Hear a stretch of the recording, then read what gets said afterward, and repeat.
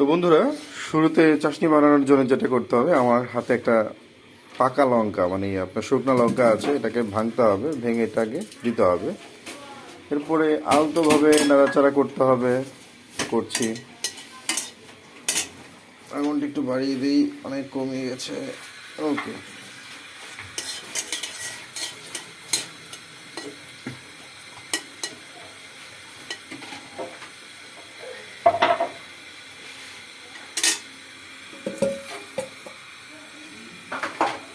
এরপরে এখান থেকে পেঁয়াজ কুচিগুলো যেগুলো আছে এগুলো দিয়ে দিতে হবে।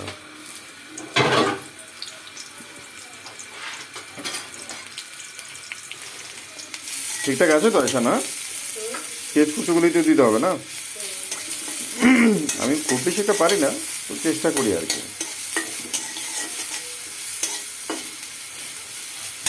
জালটা একটু কমিয়ে দিই, জালটা বাড়ানো থাকলে একটু তাড়াতাড়ি পুড়ে যাবে, কিন্তু আসলে পুড়ে যাবে না। এটাতে হালকা একটু লালচে ভাব নিয়ে আসতে হবে। লবণটাকে এখন দিয়ে দিব না পরে? আচ্ছা, লবণটা এখন দেওয়া যাবে না, টমেটো দেওয়ার পরে দিতে হবে।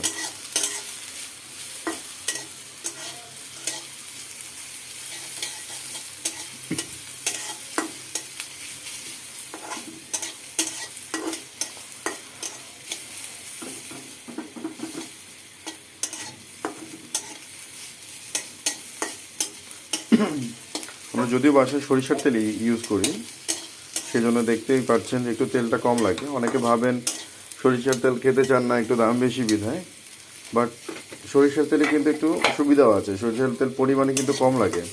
এবং পাশাপাশি আপনার যদি বাসায় সরিষার তেল খান এবং কিছু নিয়ম মানেন, তাহলে আপনাদের বাসায় কিন্তু ওই গ্যাস্ট্রিকের ওষুধটা খেতে হবে না।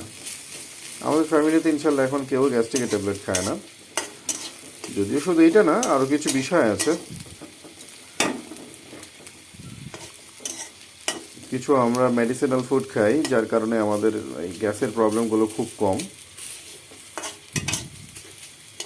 এখন দিয়ে দিতে পারি না টমেটোটা?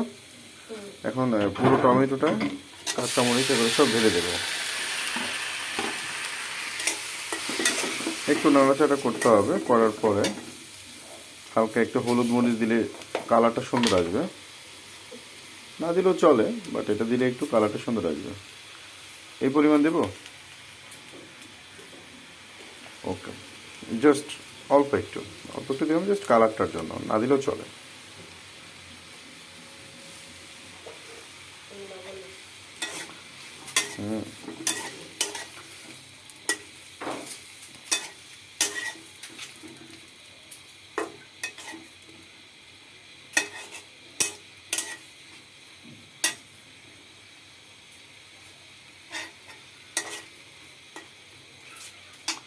এখন হালকা একটু সল্ট দিতে হবে।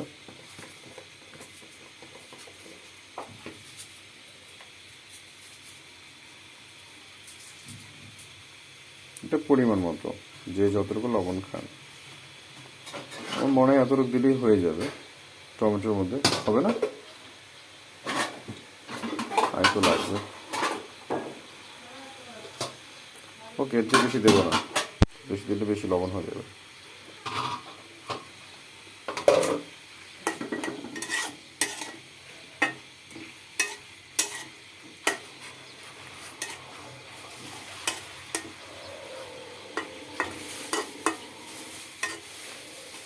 হালকা একটু জলটা বাড়িয়ে দিই।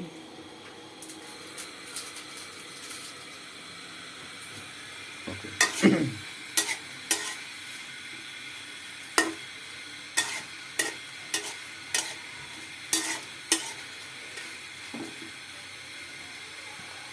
ঠিক আছে, আলতো করে নেড়ে দিলাম। এখন আমরা এটাকে ঢেকে দেব।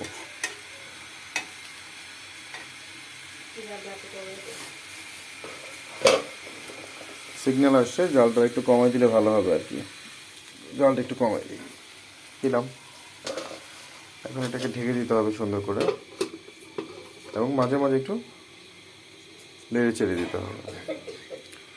ওকে, ঠিক আছে, আমরা ওয়েট করি, আপনারা ওয়েট করুন, আমরা দেখি কতক্ষণ লাগে। হ্যাঁ, আবার আসছি। কিছু সময় ঢেকে রাখার পরে একটু খুলতে হবে, খুলে আবার একটু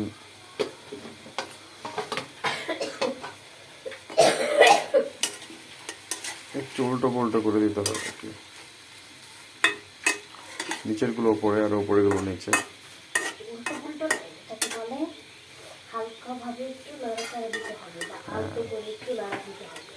থ্যাংক ইউ, আলতো ভাবে একটু লাড়াচাড়া দিতে হবে,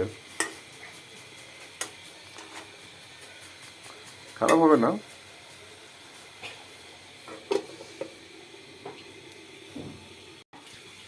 যাই হোক, এখন আমরা ফাইনাল স্টেজে চলে এসেছি আমাদের রান্না বান্নার। তো এই মুহূর্তে দেখি আমরা আবার যে বর্তমানে কি অবস্থা। প্রায় 10 মিনিট বার্ন করার পরে এখন কিন্তু আমার চাটনিটা হয়ে গেছে। এখন জাস্ট আমাদের একটু ধনেপাতা দিতে হবে।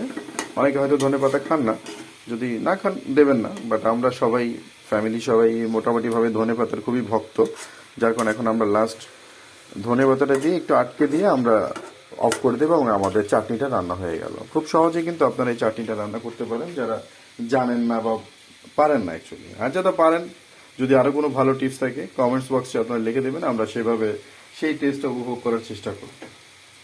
তো এই মুহূর্তে আমার কাছে ধনেপাতাগুলো চলে আসছে, আমি একটু দেব, ছিটিয়ে দিই। ফার্স্ট একটু আলতো করে একটু নেড়ে দেই। এসব বেশি হয়ে যাচ্ছে মনে হয় ধনেপাতা, তারপরে চলো, গৃহিণী যেহেতু দিয়েছে। ওকে, বেঁচে গেছে। কি অবস্থা আপনার? আমি 3 ডাল লেগে গেছি।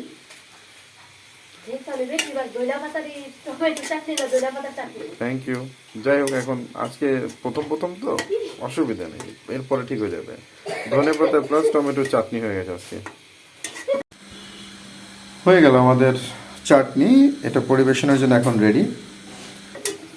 তো যাই হোক, সবাই ভালো থাকেন, খেয়ে অবশ্যই টেস্টটা জানাবো যে কেমন হয়েছে।